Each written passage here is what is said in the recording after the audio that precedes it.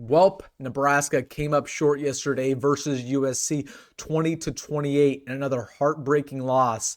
And over the last couple hours, I've rewatched the game, looked over the statistics, and I've come up with 5 massive nuggets that we learned in yesterday's performance. So really quick, we have a lot to talk about. Make sure to hit that like button if you're excited about the remainder of the season. I know I am. And hey, if you're new to the channel or still a returning viewer, make sure to subscribe. I post Nebraska football content every single day through thick or thin. So if you're a diehard Husker fan, make sure to subscribe and join the best family here on Husker YouTube. You will be thanking yourself that you did. But without further ado, let's get into it, going over my 5 massive takeaways from yesterday's performance versus USC. Well, first things first. One thing was very clear to me throughout all 4 quarters of yesterday's ball game. We need new players going forward. We need new starters going forward, new guys in the ball game going forward. I am sick and tired of watching Nebraska roll at the same crew every single game and lose because of it. Okay, Malcolm Hartzog has been awful once again this season. He had one of the worst games of any Nebraska corner I've seen ever. He was horrendous yesterday. Gave up 2 touchdowns, multiple blown assignments. Isaac Gifford, once again, was awful. He's had a terrible season, a terrible, honestly, career with Nebraska. Bryce Benhart, once again, has struggled. Okay, these wide receivers have struggled for Nebraska. I don't understand why this staff refuses to put new faces out there. What's the worst that could happen? Okay, where's Carter Nelson? We know how athletically gifted he is. Let's get him some more opportunities. What happened to Vincent Shavers? Why isn't he getting more reps? Let's put Amari Sanders out there. Let's put Jeremiah Charles out there. Let's get fresh, young faces out there, because these seniors, for all that I'm concerned, don't know how to win football games. That's a fact. Why can't we put out there freshmen who are talented? They're ready to go. They're gritty. They're ready to prove themselves. What's the worst that could happen? But the staff refuses to do so. You know, Sear Wright had a great game yesterday for Nebraska. People forget that he wasn't even starting to begin the season, yet he's been Nebraska's best defensive performer all year long. So I don't trust the staff when it comes to personnel, because our best player on defense didn't even start to begin this year. The staff didn't even want to play him. The only reason they put him in the ball game was because Tommy Hill got hurt. And then that gave Sear Wright an opportunity. So if this staff couldn't evaluate their best defensive player and put him on the field to begin the season, how do I know there's not a million other hidden gems that are riding the bench because the staff refuses to play them? That's my first thing. We need to roll out some new players against Wisconsin and Iowa, because these seniors aren't getting it done and they lose football games. They've lost football games their entire career. Number 2, let's talk about Dana Holgorsen, because, again, that was the whole conversation over the bye week. How is he going to add a new wrinkle to this offense? And, you know, to be completely honest with you, he didn't do just about anything. This offense put up 13 points. That's not good enough against one of the worst defenses in all of Power 5 football. You know, the passing game didn't work. Dana Holgorsen historically has had an air raid offense. Well, the passing game was awful for Nebraska. You know what's funny? The running game was the only thing that worked. We averaged 6 yards a carry, and Dana Holgorsen refused to stick with it. He went back to the passing game over and over again, and that's the reason we lost. You know, on third down, we went 5 for 13. That's unacceptable. We were 0 for 3 in the red zone when scoring touchdowns. We can't score in the red zone for whatever reason. It boggles the mind. I know a lot of people were saying, well, Dana Holgorsen, you know, he's still learning this offense. We don't have time for him to learn the offense. We have 2 more games. They should have thought about that before they hired him.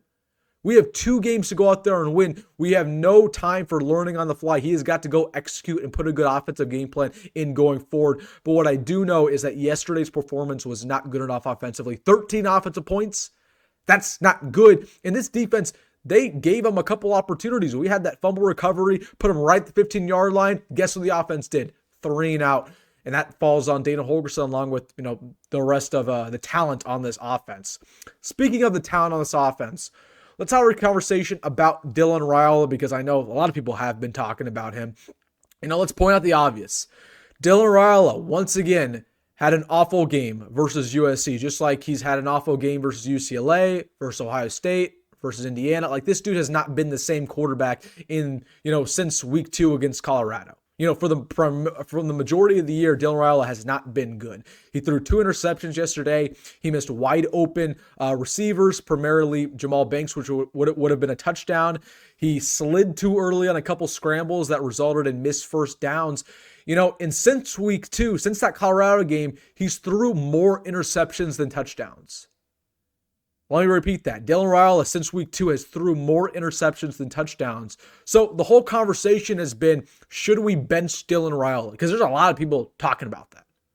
A lot of people do not think he gives us the best chances to succeed. My answer to that question, no, you should not bench Dylan Raiola, because number one, I truly believe he still gives you the best chance to win. Like, Heinrich Haarberg's not a good quarterback. We've seen him play. We had all of last year. He's just not a good quarterback. He's not the reason you win football games. That's number one. And number two, Dylan Rhule is your future. Whether you like it or not, Dylan Rhule will be Nebraska's starting quarterback next year. He's the future of this team. And yeah, he struggled this year. Yeah, he hasn't looked good. But you've got to ride the highs and lows because he's going to be that guy next year. And, I'm at the end of the day, it's not a talent issue with Dylan Rhule. Like, we know how talented he's a 5-star prospect. I know people are getting sick of that, sick of me bringing that up. But the reason I say he's a 5-star prospect is that to prove the point that he's very talented. Talent's not an issue. Arm talent's not an issue. It's something deeper than that. It's the intangibles. It's the coaching. Okay, he's rattled. He hasn't been put in a good position. And because of that, he's constantly gotten worse over the course of the year. So it's not a talent issue, but you've got to play him because he's your future and he's going to be a guy next year. So I know people are talking about being benched, but that's not going to happen. But yeah, he has been pretty bad. That's obvious. I'm not really too surprised about this offense being bad because that's been the whole story all year. I'm just frustrated with this defense because this defense has collapsed over the course of the season. And I'm really it's really unfortunate because Sear Wright had one of the best single game performances I've seen of a Nebraska Blackshirt, and the rest of this unit completely ruined it. Tony White, we talked about him in the offseason as potentially being a guy who's going to leave Nebraska to be a head coach. I don't think anybody's talking about that anymore. Like, Tony White, oh my goodness, has not been good. Was not good versus UCLA. Gave up 56 points versus Indiana. He just has not done his job over the last couple weeks. We could not stop the run versus USC. We gave up 8 yards a carry to Woody Marks. We gave up multiple chunk plays. This defense is just a bunch of con artists from a unit that we thought was going to be maybe a top 20 unit. But you know what? At least we forced a couple turnovers this week. At least we got a pick 6. That's one positive that we could talk about. So where do we go from here?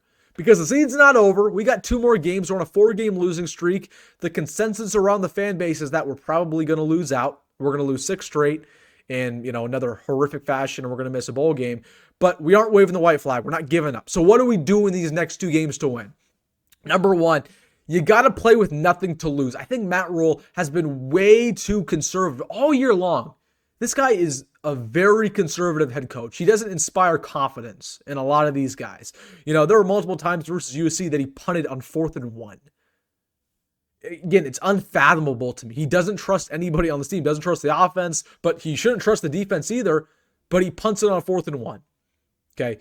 This guy is incredibly conservative. He also has, no big decisions, no gambles. He also has awful clock management, during the course of the game. So Matt Rhule, in order to beat Wisconsin or beat Iowa, both good football teams, you've got to be aggressive for once. For once, you got to be aggressive because it takes stones to get an upset and get a big victory. You can't just be conservative and expect to beat these 2 teams. So that's number one. That's going to tick me off because I know he's not going to be aggressive because that's not who Matt Rhule is. So we're probably going to lose. But, I'm going to be honest with you. Number 2, we need to have new personnel out there like I talked about. Again, we know what these seniors are. They're not winners. Let's get some younger guys opportunities. Let's get Vincent Shavers in. Let's get Card Nelson in. Let's get Jalen Lloyd in. Let's get Ja'Cory Barney more opportunities. Hell, let's have some, new guys on the offensive line.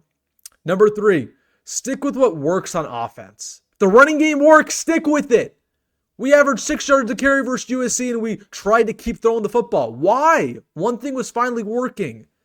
Stick with what works. And if the passing game works, cool, stick with that too. Don't try to switch it up and be fancy. Number 4, Tony White. You've got to coach for your future career in these next 2 games because Your head coaching candidacy completely, the entire resumes went down the trash the last couple of weeks. You have an opportunity to fix that. Last but not least, I have a message to the seniors. I called you guys losers because that's what you are. You lose football games. You just find ways to lose. Okay? You have an opportunity to change the narrative. The narrative is that you are, all the seniors, you're losers. You've only lost at Nebraska. You've never made a bowl game. That's the narrative. Don't take it from me. Take it from the rest of the fan base. You have 2 games to change that narrative. You have 2 games to prove yourselves. Seniors, you have 2 games to be the change that you always wanted at Nebraska. Okay? You can change that. The season is not over. Do it. You will always look back on your Nebraska career and say, man, we sucked, and that's my fault if you lose these next 2 games. But if you somehow beat Wisconsin or beat Iowa, you can look back and say, man, I was the spark to bringing Nebraska back. I was the spark of change. And then Nebraska hopefully proceeds to have a good year next year. You could say that if you win these next 2 games. Do I think it's going to happen? Probably not. But seniors, you have an opportunity to change the narrative. You've had 4 games to do it. You haven't done it. But you have 2 more. Please, from the entire Nebraska fan base, just win 1. Improve yourselves and play for a game in December. Please do it. All right, guys, let me know down below your thoughts about Nebraska's loss yesterday, what you think the Huskers should do going forward in order to potentially beat Wisconsin or Iowa. Let me know in the comment section.